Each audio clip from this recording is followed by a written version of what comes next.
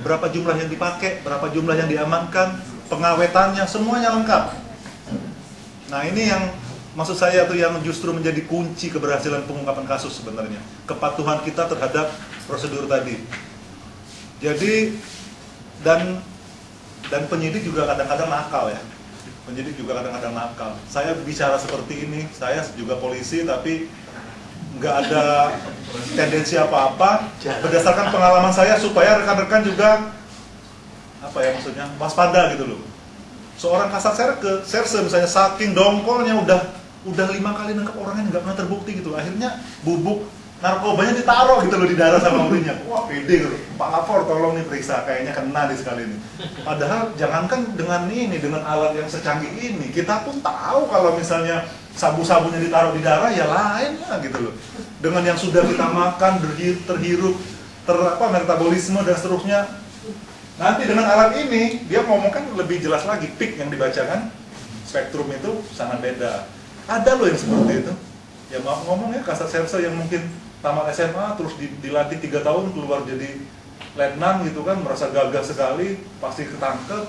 Padahal anak kecil juga tahu mungkin, ya jelas beda lah barang yang dimakan dengan barang yang langsung ditaruh gitu aja. Ini fakta. Jadi sekali lagi jawabannya adalah bisa melakukan pemeriksaan ulang kecuali untuk kasus fisik. Kenapa tidak bisa? Karena kalau enggak lah bersama antara Kapolri dan Menteri Kehakiman dan seterusnya gitu ya. Tidak ada laboratorium tandingan untuk pemeriksaan kebakaran kecuali lapor forensik gitu. Laboratorium forensik Polri. Jadi begitu kasus kebakaran misalnya ini sudah diputuskan bahwa ini bukan kebakaran tapi pembakaran, maka nggak bisa minta kemana lagi gitu loh, keahlian saksi ahli dari mana lagi, para pihak yang berkepentingan nggak bisa. Kalau di Indonesia ya, kita bicara Indonesia, hanya merujuk ke laboratorium forensik Polri. Saya nggak ngerti kenapa, apa memang laboratorium swasta yang lain itu memang belum punya cukup kemampuan dan peralatan untuk melakukan pembuktian itu, atau seperti apa, saya nggak ngerti. Sehingga di unit fisika kebakaran itu banyak itu ininya, kasus besarnya yang, wah pokoknya tekanan politiknya itu ya. Oke, ini alat-alat, sorry. Ini AAS untuk pemeriksaan macam-macam, sebenarnya bisa semua ini. Ini ion scan, ini ion kromatografi. Nah ini tadi ini konsinyas tapi nggak jelas ya. Oke, sekarang kita lanjutkan.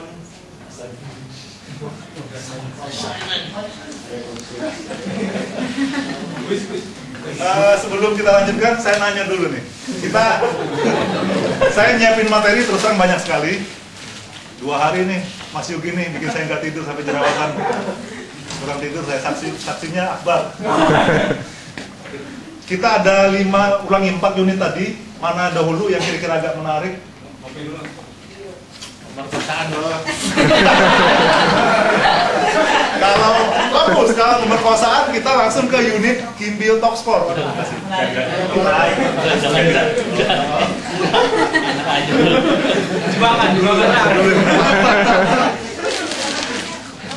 Ya, sudah lumayan. Kalau nggak ada yang counter, kita berarti langsung ke unit Kimbil 4. Lanjut. Saya sih urutannya yang pertama, oh ya benar berarti Kimbil 4 ya.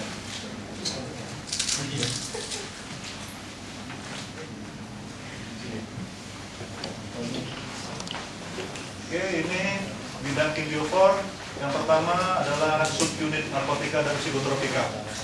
Nah, ini tadi pertanyaan yang berhubungan dengan prosedur atau perlakuan terhadap barang bukti. Ya, barang bukti narkoba. Masukin nggak punya ini ya? Stick atau ini?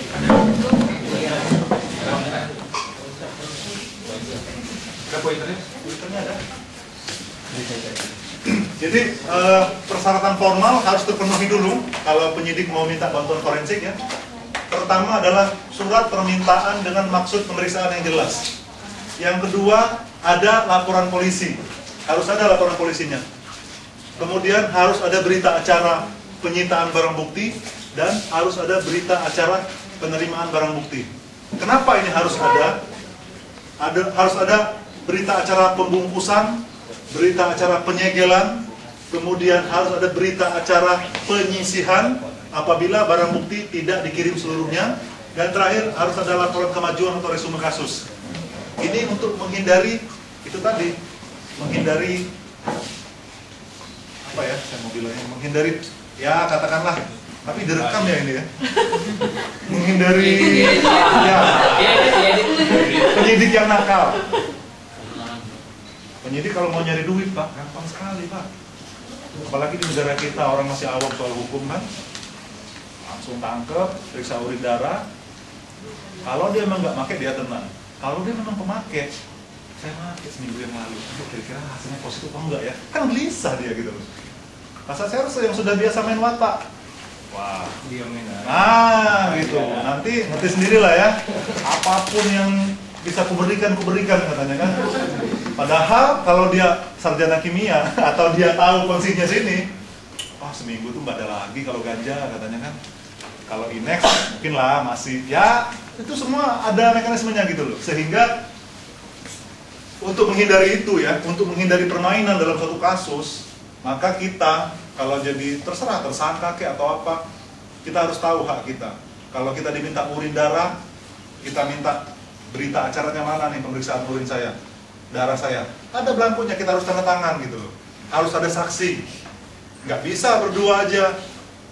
Suatu saat kita digerebek polisi atau gimana, kok yang berhubungan sama saya? Kan kasusnya gini, biasanya yang ditangkap itu, kemudian perlakuan terhadap orang yang ditangkap ini biasanya kan suka sepihak ya. Suka ada pressure ya, intimidasi. Kita ya masyarakat kita ini kesadaran hukumnya kan rendah ya. Kesadaran akan haknya juga rendah. Jadi biasanya dia udah takut duluan dan nervous, sudah menggigil ketakutan dan sebagainya gitu. Ya justru itu, memang kalau istilahnya saran dari saya nggak bisa digeneralisir ya, tergantung pemahaman dan kedewasaan kita. Kalau memang kita pertama, kalau kita memang merasa tidak bersalah, jelas kita tidak ada alasan untuk merasa takut dan tertekan. Dan yang kedua, kita memang butuh bantuan orang Pak. Kita harus minta bantuan keluarga, harus minta bantuan teman, harus minta bantuan penasihat hukum. Makanya bertemanlah dengan LBH, bertemanlah dengan itu gitu kan. Jaga-jaga juga gitu. Jangan sampai nanti blank gitu ada kasus kita, saudara kita, keluarga kita seolah-olah, sekali lagi kalau memang posisi kita benar ya. Kalau masalah perlakuan polisi atau perlakuan penyidik saya nggak bisa ngomong. Mereka juga punya alasan berlaku seperti itu gitu.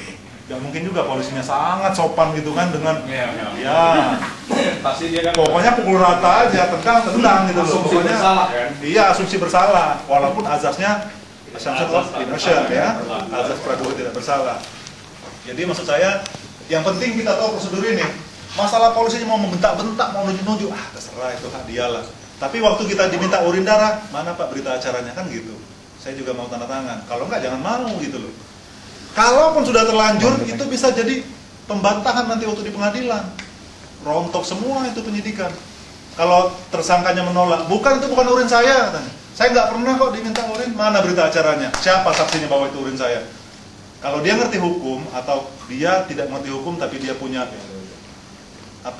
sumber daya untuk dibantu oleh pengacara gitu ya, atau penasihat hukumnya, sering juga Pak terjadi. Makanya ada istilah pra-peradilan.